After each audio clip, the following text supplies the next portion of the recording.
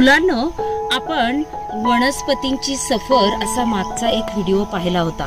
त्यामध्ये अनेक वनस्पतींची ओळख करून घेतली होती, त्याचप्रमाणे अनेक वनस्पतींचे उपयोग माहिती करून घेतले होते आणि आपल्याला स्कॉलरशिपच्या दृष्टिकोनातून औषधी वनस्पती, फळे देणाऱ्या वनस्पती, किमती लाकूड देणाऱ्या वनस्पती, त्याचप्रमाणे धागा देणाऱ्या वनस्पती, भाजीसाठी उपयोगी पडणाऱ्या वनस्पती, सुंदर फुलं देणाऱ्या वनस्पती, अशा वेगवेगळ्या वनस्पतींचं आपल्याला वर्गीकरण करावं लागतं। आणि त्याचप्रमाणे ह्या वनस्पतींचा महत्त्वाचा उपयोग म्हणजे सर्व सजीवांना श्वसनासाठी जो ऑक्सिजन लागतो तो ऑक्सिजन ह्या वनस्पती देतात। ह्या वनस्पती काय करतात, हवेतील कार्बन डायऑक्साइड शोषून घेतात आणि ऑक्सिजन बाहेर सोडतात। अशा अनेक वनस्पतींचे उपयोग आहेत, परंतु आज आपण धागा देणाऱ्या वनस्पतीचा विशेष माहिती करून आज घेणार आहोत, तेही या नारळाच्या झाडाखाली। मुलांनो, नारळाचं उत्पादन कोकणात मोठ्या प्रमाणात होतं।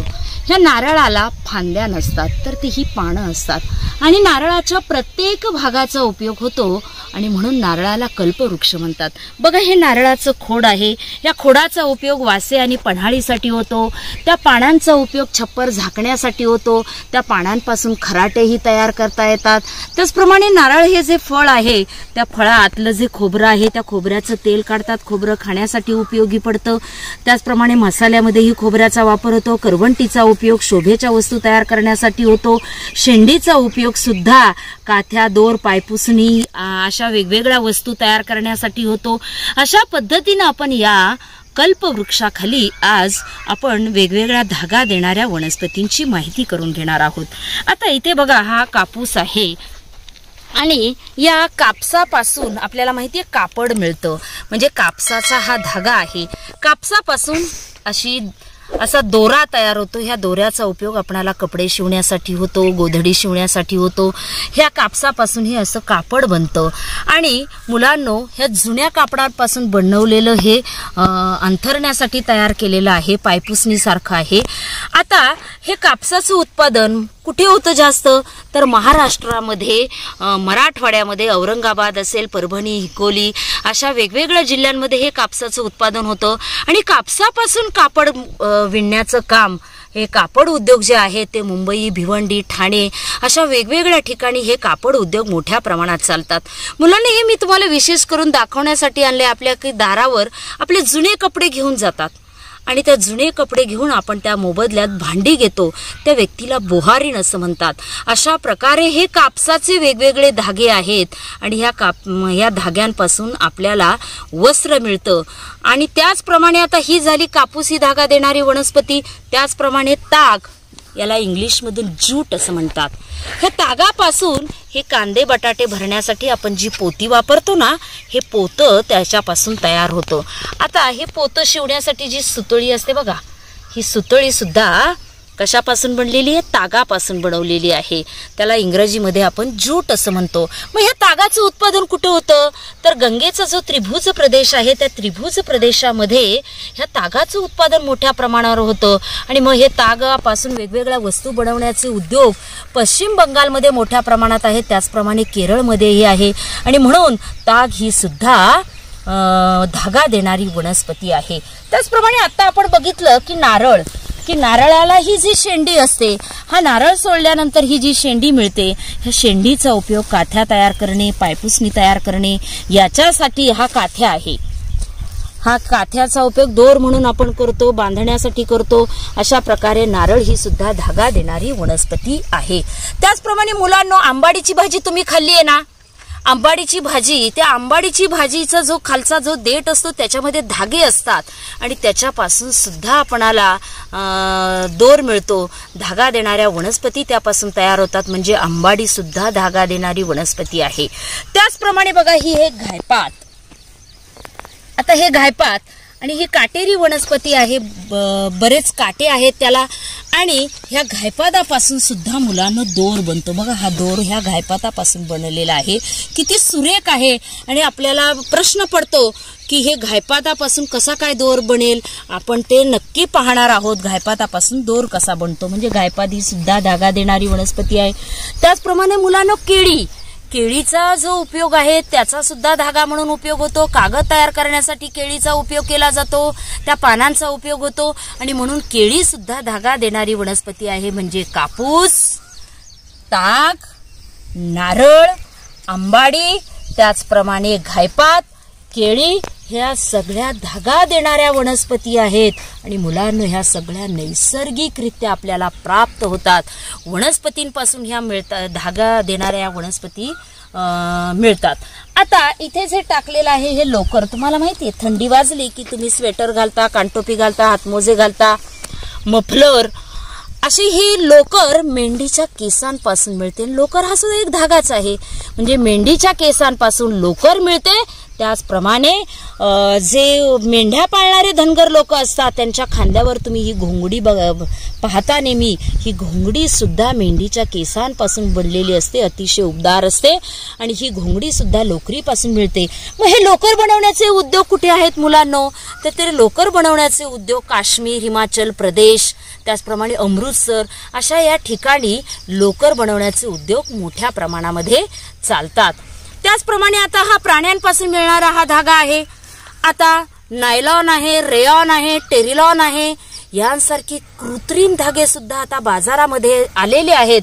हा बघा, हा नायलॉनचा धागा आहे. आता बहुतांशी बरेच शेतकरी हाच दोर वापरतात.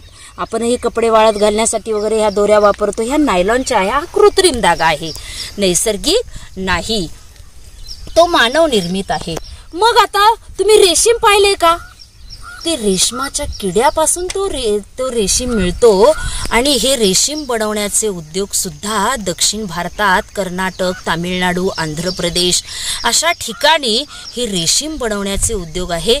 रेशीम हा सुद्धा एक धागा आहे, परंतु तो किड्यापासून मिळतो, प्राण्यांपासून मिळतो. म्हणजे प्राण्यांपासून मिळणारे धागे लोकर आहे, रेशीम आहे, हे नायलॉन, रेयॉन, टेरिलॉन हे कृत्रिम धागे आहेत. आणि घायपात, अंबाडी, केळी, नारळ, ताग, कापूस हे सगळे काय आहेत? नैसर्गिक धागे आहेत. अशा पद्धतीने आपणाला स्कॉलरशिपच्या दृष्टिकोनातून वर्गीकरण करायचे. परंतु मुलांनो, आपणाला हे शिष्यवृत्ती शिकत असताना आपली जिज्ञासा जागृत ठेवायची आहे की जी भविष्यासाठी आपणाला उपयुक्त होणार आहे.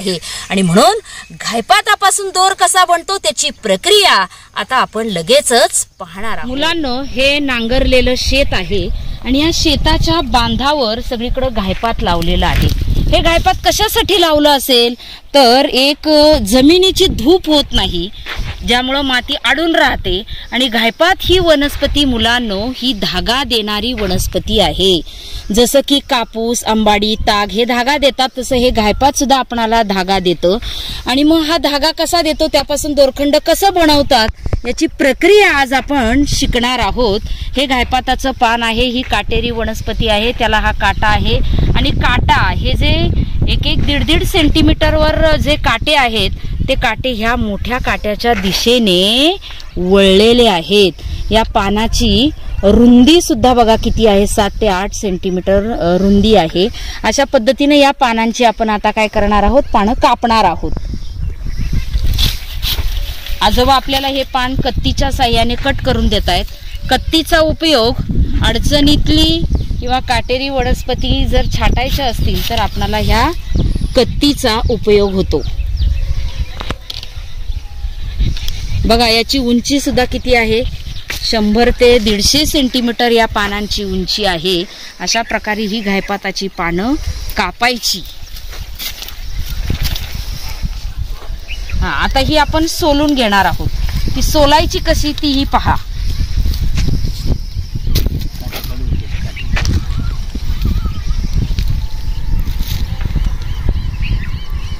काटे असल्यामुळं काय होतं, त्याला जपून पकडावं लागतं.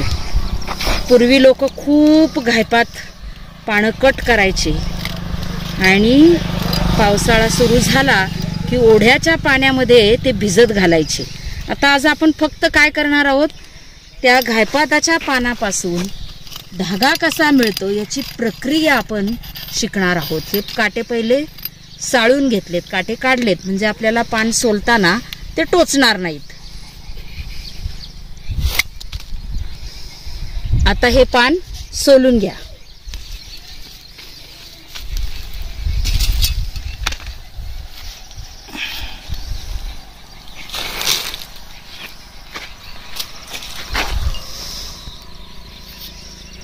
कापसापासून जर कापड बनवायचं असेल तर त्याचा मोठा उद्योग आहे. तागापासून जी पोती बनवतात त्याचाही उद्योग आहे. परंतु घायपादापासून दोरखंड बनवणे हा उद्योग नाहीये, परंतु घरगुती स्वरूपामध्ये हा घरी वापरण्यासाठी दोरखंड मिळावेत यासाठी पूर्वी शेतकरी अशी ही पानं सोलायचा आणि त्यापासून धागे मिळवायचे. आज आपण ते शिकणार आहोत. तुम्ही मला नेहमी विचारता, बाई घायपात कसं असतं, तर ते प्रत्यक्ष आज आपण इथं शेतावर बघतो आहोत. आता हे बांधावर घायपात असल्यामुळं काय व्हायचं, जर शेतामध्ये मेथीची भाजी काढायची असेल तर मेथीच्या जुड्या बांधण्यासाठी या घायपादाच्या धाग्यांचा उपयोग होतो. त्यामुळे त्याचप्रमाणे गवताची गंजी बांधण्यासाठी, गवताची पेंडी बांधण्यासाठी या घायपाताचा उपयोग होतो. जमिनीची धूप होऊ नये म्हणून बांधावर त्याची लागवड केली जाते. अशा प्रकारे घायपात हे बहुउपयोगी ही वनस्पती आहे.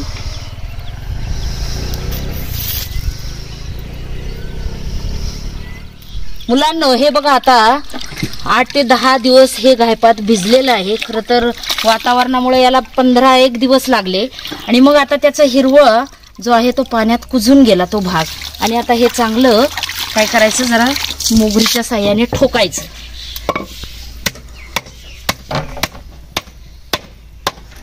ठोकल्यानंतर काय होतं, त्याचा जो हिरवट भाग आहे, साल जी आहे, पानाची साल ती निघून जाते.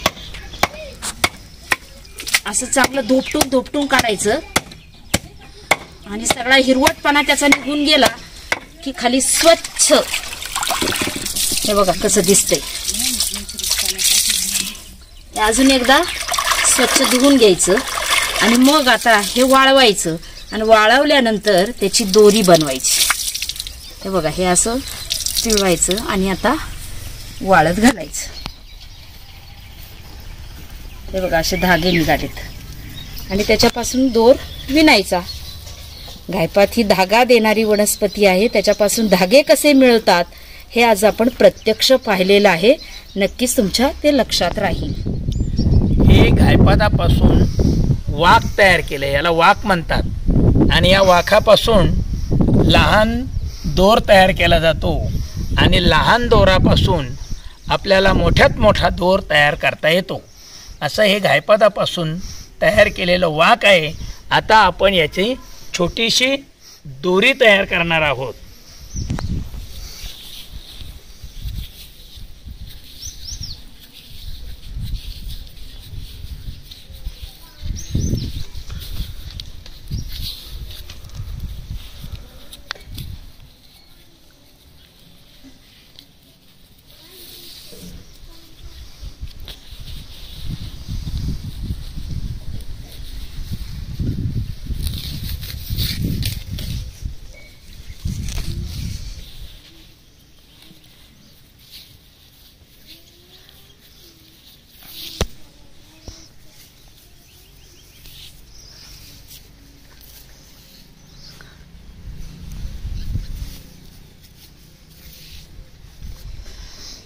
वाखापासून ही आपण छोटीशी दोरी तयार केलेली आहे. असे अनेक दोर, लहान दोर आहेत, असे हे अनेक लहान दोर एकत्र करून आपणाला मोठ्यात मोठा दोर तयार करता येतो. हा 30 वर्षापूर्वीचा हा वाखापासून तयार केलेला मोठेचा सौंदर्य आहे. आता याच्याऐवजी हल्ली नायलॉन दोर मिळतात. हल्ली याचा वापर कोणी करत नाही. असा हा